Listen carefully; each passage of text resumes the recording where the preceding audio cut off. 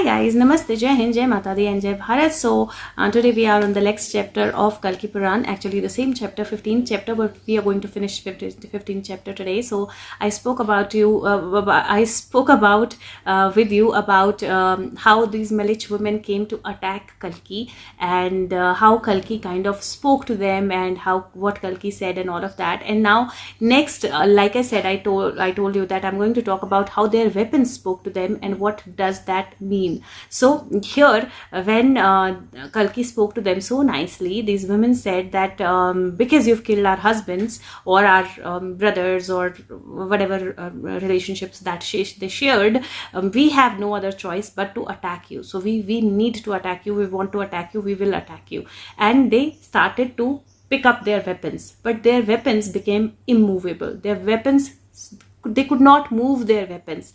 Now this is the time where their weapons started speaking with them. Now what did the weapons say to them? So the weapon started talking to them, all of the weapons, and they said that, my dear ladies, you should understand that this person is Lord Kalki, the incarnation of Supreme Personality of Godhead. It is from him alone, the Supreme Soul, that we receive our power to kill living entities. He is one without a second and a supreme controller of all existence.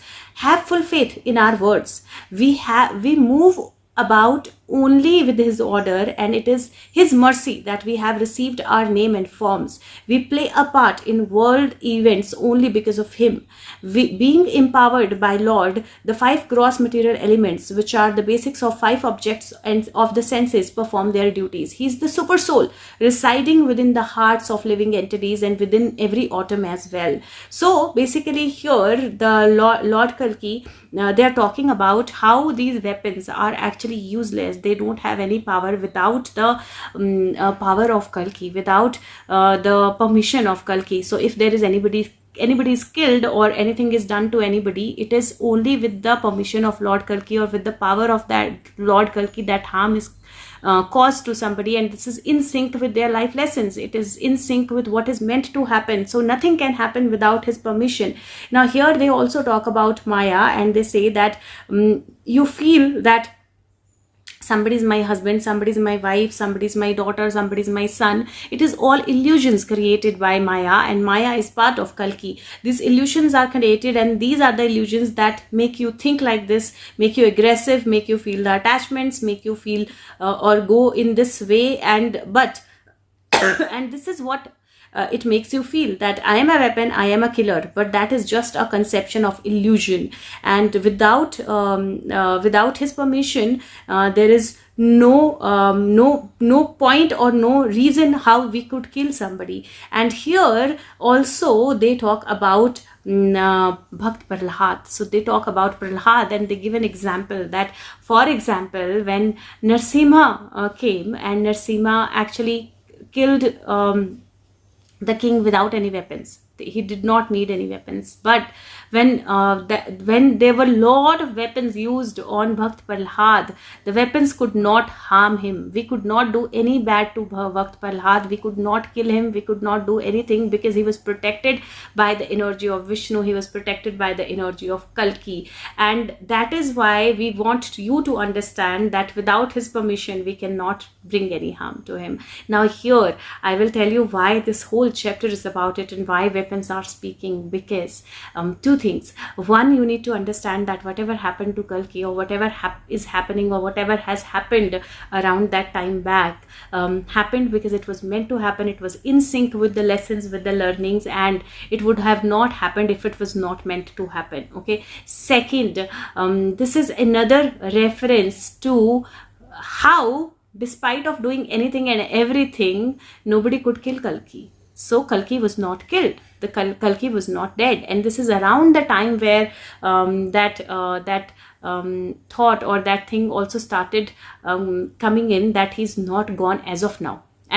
He's not gone as of now. And that energy came in because weapons are very, very clearly projecting that energy, that until Kalki gives us permission, we cannot kill anybody. So the torture and anything and everything that can happen sorry, the torture and anything and everything that happened will not bring any harm. And when I'm saying not bring any harm, does not mean that if the bodily harm is needed or it's a call of the time and it is with the Kalki's permission, it will, but it will not take away the life. So that's the reason why there is this whole reference to weapons that are giving him. Another thing that came to my mind as Rakesh ji, the Imran's channel, he said once that he's Bhakt Prahlad. So I'm not sure when his videos did start coming and when did he make the channel and all of that, but if it is somewhere around, if there is something in reference to a particular energy starting to come around June 2020, July 2020, then there is a reference to this also, that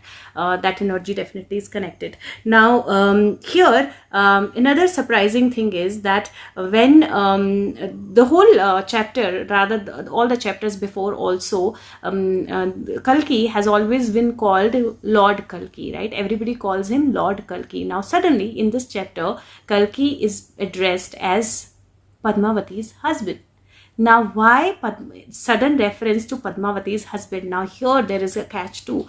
Padmavati is basically lotus. So, Padmavati is lotus, and lotus we know we can relate where we can relate, but calling him Padmavati's husband is also relating him to lotus. And if you go back in time and if you think about that time, this was the time where lotus also started coming into the picture, and there was a lot of push and pull happened, and all that push and pull, they had a particular link with the lotus energy. That was one of the reasons why this case actually started being addressed. So that reference has been actually clearly shown with the reference of calling him Padmavati's husband. Otherwise, there is no reason why suddenly they will call him Padmavati's husband, because they have been calling him Lord Kalki, but suddenly here they are calling him Padmavati's husband. Now here what happened is that those women, they learned how to control their senses by putting into practice the transcendental knowledge received from Lord Kalki, and thus attained the supreme destination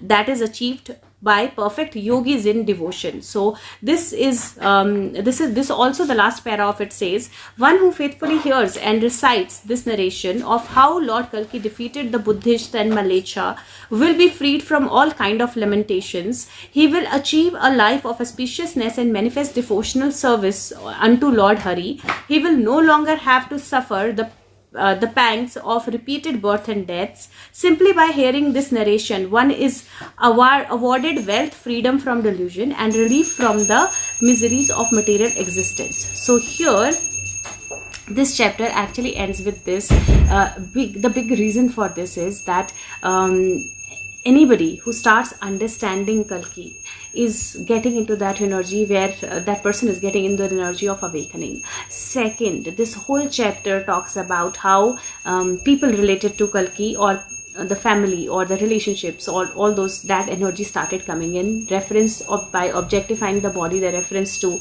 a particular segment like a Bollywood.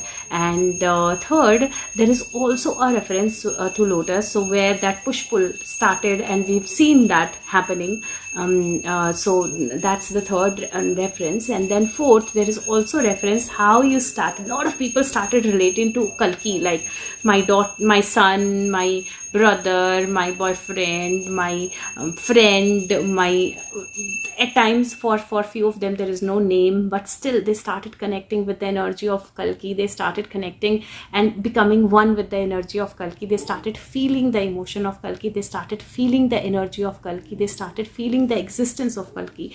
This is the energy, this is the time period where this all started. And the next chapter that I'm going to talk about, which is chapter 16th, I think that's the phase around, I will leave it to your discretion, but this is the phase where a lot about Bollywood, a particular agency coming in, that fight happening, a lot of that is actually coming into existence. And the chapters after that are also talking about step by step how some people stepped into it, what happened, who were the people. So there's a lot of energy. And I also happened to just scroll through one particular page where I just read one line that when Kalki was unconscious and he was taken away by certain people. So I think that's the energy which is a little before the present energy. So we are going to reach there soon. I am trying my best. And yes, if possible, please press the like button, share the video with everybody so that more people get connected with Kalki energy. And last but not the least, leave your feedback of how you resonate with that. Thank you so much. Take care of yourself. Bye bye.